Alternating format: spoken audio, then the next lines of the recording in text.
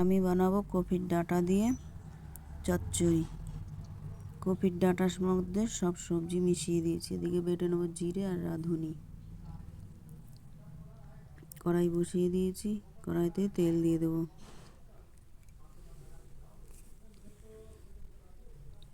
তেলে দিয়ে দেবো তেজপাতা, দিয়ে দেবো পাঁচফোড়ন,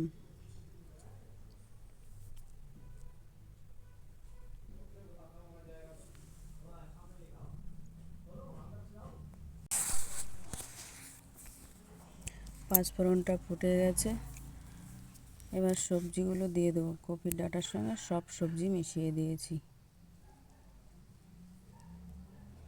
এটা হালকা ভেজে নেব।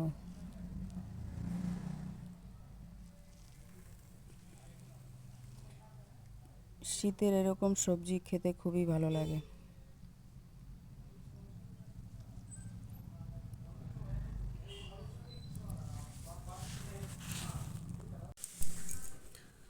সবজিতে দিয়ে দেবো পরিমাণ মতো হলুদ, দিয়ে দেবো স্বাদ মতো লবণ,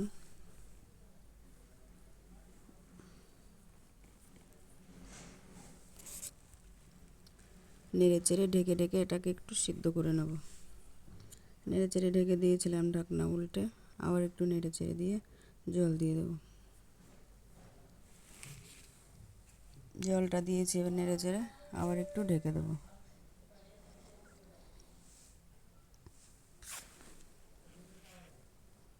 কাঁচা লঙ্কা ওর সঙ্গে দিয়ে দিয়েছি। এবার ঢাকনা উল্টে দিয়ে দেবো টমেটো। দুটো টমেটো কেটে রেখেছিলাম, দিয়ে দিলাম। আবার একটু ঢেকে দেবো। ওদিকে রাঁধুনিটা আর জিরেটা বেটে নিচ্ছি।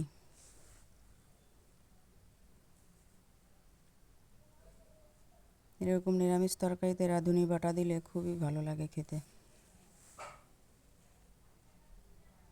দিয়ে দিচ্ছি রাঁধুনি জিরে বাটা, দিয়ে আবার নেড়ে চেড়ে একটু ঢেকে দেবো।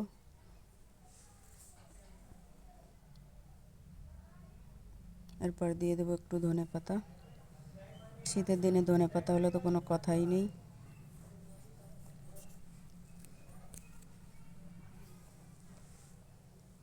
আবার ঢেকে দেবো একটু।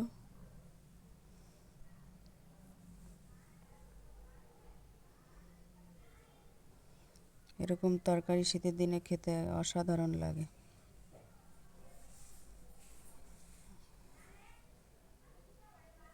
এবার নেড়ে চেড়ে নামিয়ে নেব। নামিয়ে নিয়েছি।